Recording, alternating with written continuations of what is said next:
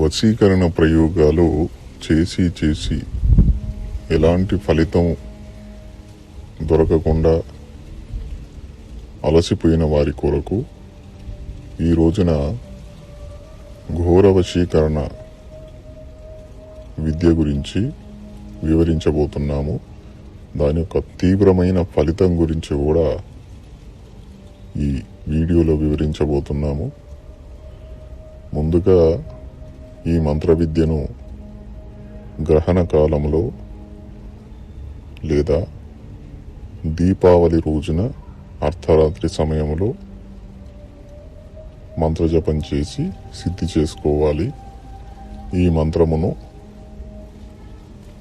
గ్రహణ కాలములో లేదా దీపావళి రోజున 3 మాలలు జపించి సిద్ధి చేసుకోవాలి.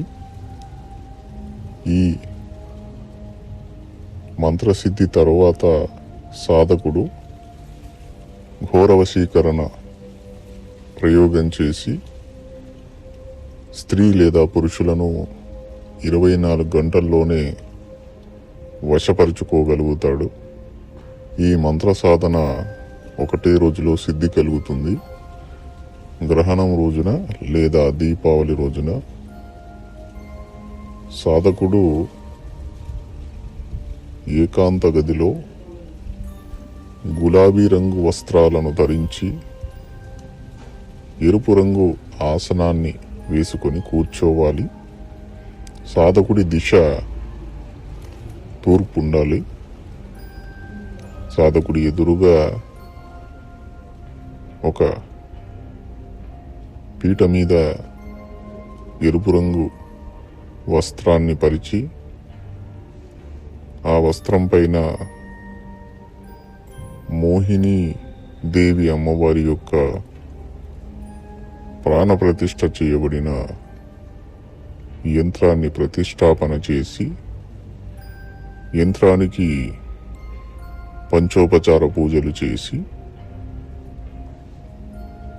ఆ తరువాత మోహిని సిద్ధిమాల ద్వారా అముఖ మంత్రాన్ని 3 మాలలు జపించాలి.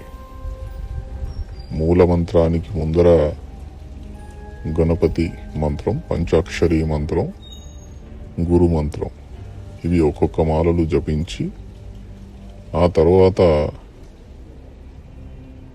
మోహిని సిద్ధి మంత్రాన్ని 3 మాలలు జపించాలి. జపమైన తర్వాత హోమచూర్ణము, ఆవు నెయ్యి, మల్లెపూలు, అలాగే గులాబీ పూరేకులు, మంచి సుగంధం కలిగిన అత్తరు, మల్లె పువ్వుల నూనె, వీటన్నిటినీ కూడా మిశ్రమంగా కలుపుకొని 21 రకాల మిఠాయిలను కూడా చూర్ణం చేసి ఈ ఆహుతి వేసే సామాగ్రిలో కలుపుకొని ఆ తర్వాత ఈ మూల మంత్రాన్ని జపిస్తూ మంత్రం చివరలో స్వాహ అనే ఈ పదమును జోడించి ఆహుతి వేయాలి. ఒక మాల హోమం చేసిన తర్వాత సామాగ్రిలో మోహిని యంత్రమును మరియు జపమాలను మీరు వినియోగించిన ఆసనమును మీ దగ్గరే పెట్టుకొని పీఠం మీద వస్త్రంపై పరిచిన అన్య సామాగ్రి అంటే దీపము, అలాగే పుష్పాలు, పసుపు, కుంకుమ, గంధము, అలాగే పెట్టిన కొన్ని నైవేద్యాలు మూటలాగా కట్టి జీవనదిలో అంటే ప్రవహించే నదిలో జల ప్రవాహం చేయాలి మరుసటి రోజు. ఇది ఒకటే రోజు అనుష్ఠానము, ఒకే రోజులో మంత్రసిద్ధి అనేది కలుగుతుంది. కానీ ఆ రోజు అత్యంత శక్తివంతమైన రోజుగా ఉండాలి. గుర్తుంచుకోండి, మీరు మంత్రసిద్ధి అనంతరము ఎవరిపైనైనా ప్రయోగం చేయాలనుకున్నప్పుడు మంత్రంలో ఉన్న అముఖం అనే పదాలు ఉంటాయి, 2 చోట్ల పదాలు ఉంటాయి. అందులో మీ పేరును మరియు మీరు ఎవరినైతే వశపరుచుకోవాలని ప్రయత్నం చేస్తారో వారి యొక్క పేరును కూడా మంత్రంలో జోడించి ఒక మాల హోమం చేస్తే సరిపోతుంది. అలాగే ఆ ప్రయోగం చేసే సమయంలో మీరు సింధూరం కానీ లేదా ఏవైనా తీపి పదార్థం నైవేద్యం ఉంటే ఆ పీఠం మీద ఎదురుగా పెట్టింది ప్రయోగ సమయంలో దాన్ని అముఖ వ్యక్తికి మీరు ప్రయోగం చేసిన తర్వాత తినిపించినట్లయితే అతను మీ పట్ల ఎంత ద్వేషపూరితమైన భావనతో ఉన్నా కూడా మిత్ర భావన అనేది అతనిలో వస్తుంది. అతను మీకు గౌరవం ఇవ్వడము, మీరంటే ఇష్టం లేని వ్యక్తి కూడా మీతో మాట్లాడడము, అతను మీకు అనుకూలంగా మారిపోవడం జరుగుతుంది. కొన్ని కారణాల వల్ల విడిపోయిన భార్యాభర్తలు, అలాగే కుటుంబంలోని వ్యక్తులు, అన్నదమ్ములు కూడా కావచ్చు, స్నేహితులు కూడా కావచ్చు, ఈ యొక్క ప్రయోగం చేసిన సందర్భంలో అముఖ వ్యక్తి మీరంటే నచ్చని వ్యక్తి, గిట్టని వ్యక్తి మీకు అనుకూలంగా మారడము, మిమ్మల్ని ఇష్టపడడం అనేది జరుగుతుంది. గతాన్నంతా మర్చిపోయి మీ పట్ల మిత్రభావనతో ఉంటాడు. ఇదొక రకమైన ప్రయోగము ఈ మంత్రసిద్ధి అనంతరము. అలాగే సింధూరం పైన కూడా మీరు ఈ మంత్రాన్ని జపించి కనీసం 3 మాలలు జపించి ఆ తర్వాత ఈ సింధూరాన్ని మీరు ఎవరైనైతే వశపరుచుకోవాలని చూస్తారో వారికి తిలకంలాగా పెట్టినా కూడా వారు మీకు అనుకూలంగా మీకు వశమవడం జరుగుతుంది. అలాగే ఇంకా ఉగ్రమైన పద్ధతి ఒకటి ఉంటుంది. ఆ ఉగ్రమైన పద్ధతి ఏమిటంటే ఉమ్మెత్త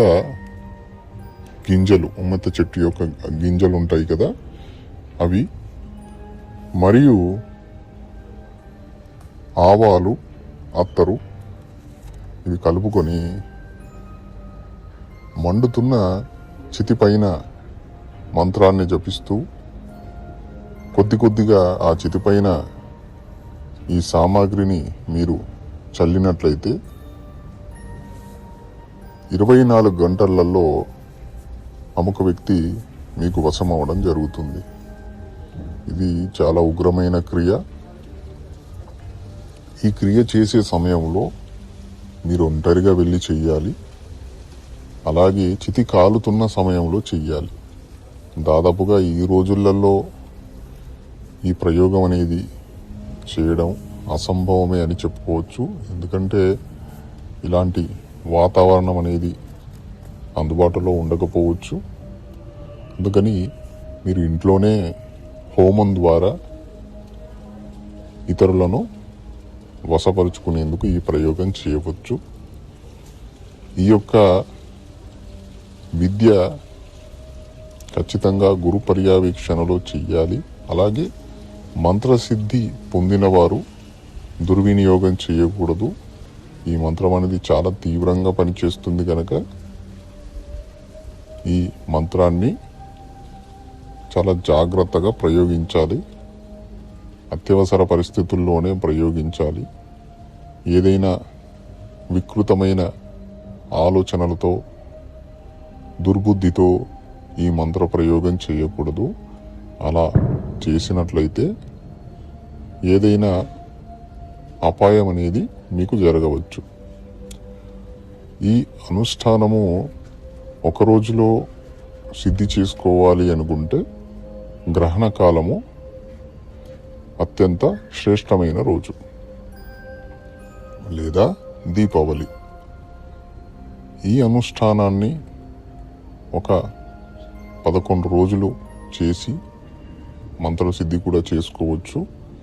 ఇలా చేసుకోవాలి అనుకుంటే మీరు మోహిని ఏకాదశి రోజున లేదా ప్రతి నెలలో వచ్చే పౌర్ణమి రోజున ఈ అనుష్ఠానాన్ని ప్రారంభించి 11 రోజుల్లో మంత్రసిద్ధి చేసుకోవచ్చు. ఈ యొక్క అనుష్ఠానములో మీకు కావలసిన మోహిని యంత్రము ప్రాణప్రతిష్ఠ చేయబడినది. అలాగే ఇందులో వినియోగించే మోహిని మాల, ఆసనము కావాలనుకుంటే మమ్మల్ని సంప్రదించండి. మరియు ఈ వీడియో గనక మీకు నచ్చినట్లయితే లైక్ చేయండి, అలాగే షేర్ చేయండి, అలాగే మా యూట్యూబ్ ఛానల్ను సబ్స్క్రైబ్ చేసుకోండి.